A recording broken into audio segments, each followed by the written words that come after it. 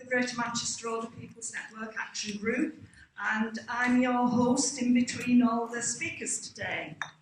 Can everybody hear me? Yes. Yes. If you can't hear anybody, please say so, because what happens is when people are speaking, they tend to drift away from the microphone, so just stick your hand up if you can't hear. If you have a hearing loop, does anybody have a hearing loop? No? That's good. Right. A couple of housekeeping points. We're going to go at a fairly fast pace, so if anybody needs to get up and walk around as things go on, please do. We'll not think you've taken personal offence to us. Anybody who needs the toilets, they're out of the door where you came in and to the right. The refreshments are in this room here. I'm like an air hostess. And we also have in the breakout room over there at the back, there's a selfie board where you can go and take some selfies. Not quite sure what that is, but I've been promised it's very exciting and one that you mustn't miss. Now then, a couple of brief points about the event. As I hope you all know, yesterday was the International Day of Older People.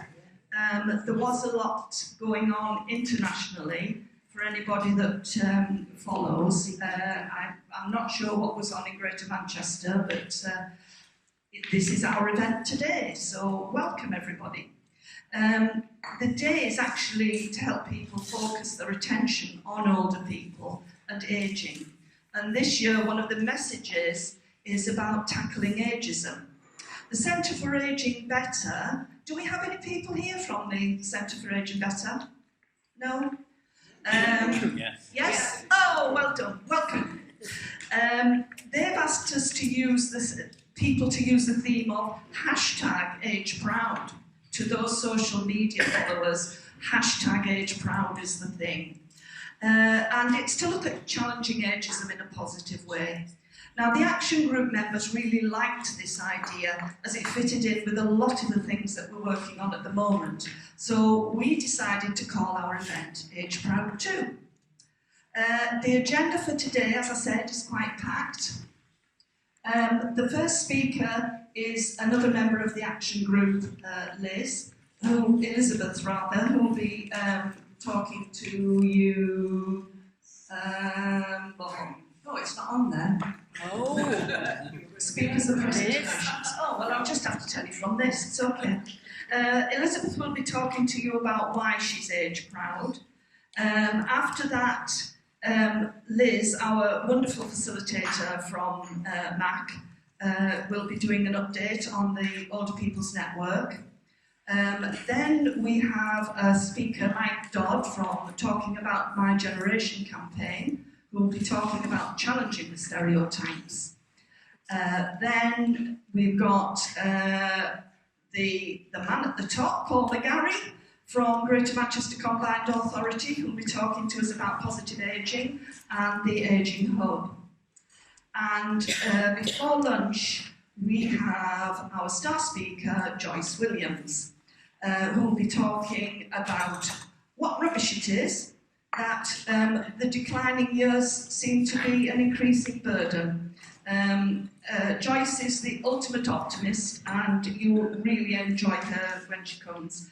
After lunch, we've got a couple of workshops which we hope you'll really enjoy, and we know you'll share your thoughts with us, so please tell us everything. Okay, so I'd like to introduce you to Elizabeth Lynskey. Good morning, everyone. My name is Elizabeth Lynskey, and I am a member of the Greater Manchester Older People's Network, the Action Group. I want to talk to you this morning about being age proud and what that means to me. The first thing to say is that a year ago I didn't think I'd be standing here doing this. That is positive. When I joined the network initially, I was much more of a listener. And not to say that I was shy, that I'm not, but I think as a volunteer, I really decided I like being part of out there and not up here. When the Older People's Network started, I came to events just like this one about the work the Older People's Network was doing in Greater Manchester and trying to make things better for older people. The more I heard about it was helping to give older people a voice. I wanted to get involved.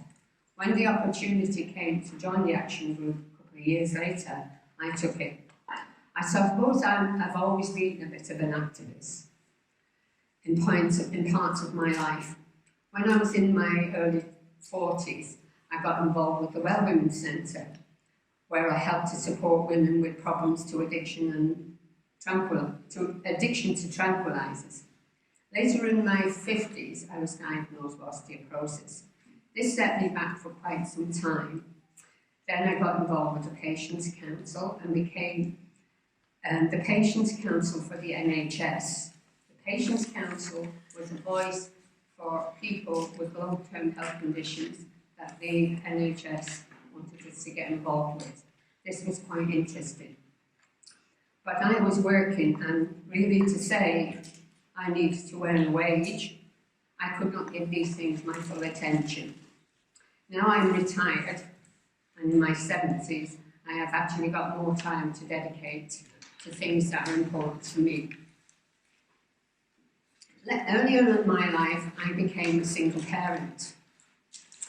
And I know what it felt like to have society and the media saying negative things about this group and that group when I was much younger. I was refused HP because I was felt to be at risk as a single female parent. Now, as an older person, I can see lots of similar negativities pushed at us through stories in the newspaper and the media. We're bed blockers, we've got old-fashioned ideas, we don't contribute anything, I can't believe that one, and we're just a drain on society. I can understand why older people are reluctant to speak. Many people in the older generation have lacked empowerment. People have stopped listening to them, excuse me, and that can stop you valuing yourself. We need to have more respect for older people. Excuse me. That's why I'm pleased to be involved with the Older People's Network. Older people need to be involved. Older people need to be encouraged to stand their ground and speak up about their stories. Older People's Network is doing just that. We're going out to different communities, reaching people nearer to their own homes. So they can tell their amazing stories. And we're trying to get older people to express their ideas, talk about the things that matter to them, and to make a difference. Older People's Network has really helped me develop my confidence. I've had lots of training. Wait for it, public speaking. I'm studying. That's coming in handy today. Thank you, Liz. I've also got lots of opportunities to get involved in things, to get my voice heard, and to speak out and feel valued. If I feel valued, I can feel proud. Last year I had the chance to go to the House of Lords to be part of the Lords Select Committee on Intergenerational Fairness and Provision. It was a real privilege to be part of the conversation about older people and younger people all getting a fair deal in society. I'm not quite sure I agree with their conclusions they came to, but it was fantastic to have my opinion valued enough to take part in something like this. I also recently had the opportunity to take part in a programme being made by the BBC about criminal justice. The opportunity was advertised on the Older People's Network newsletter, and it was actually my grandson who convinced me to take part. He being a big fan of Doctor Who, of course, and he insisted I could not pass up this opportunity to be on the BBC. So I'm making my family proud.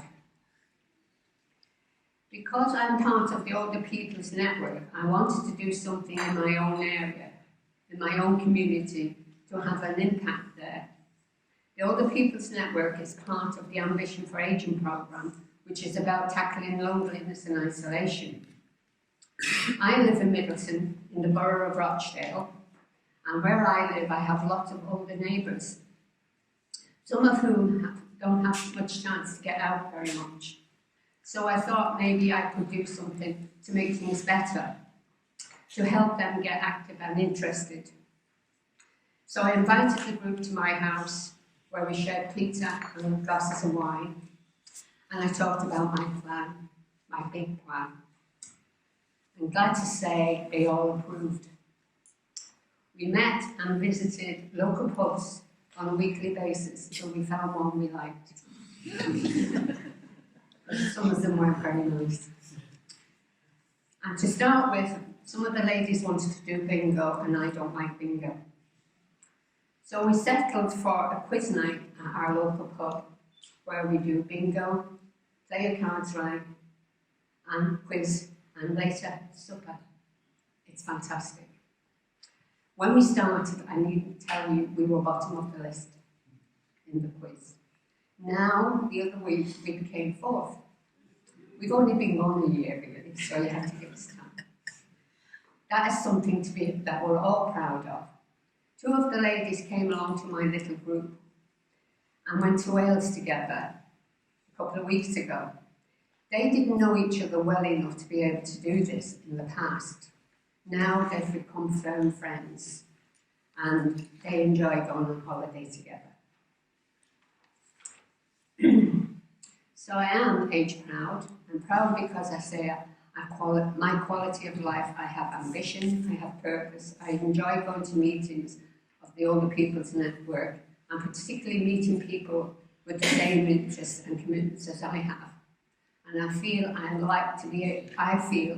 I'll make a difference in my life and maybe make a difference in other people's lives. I have one thought for you today. I passed this off at my boss, Liz. I'm not an early bird, I'm not a night owl, but I'm some form of fragmented, exhausted pigeon who found her perch. Thank you.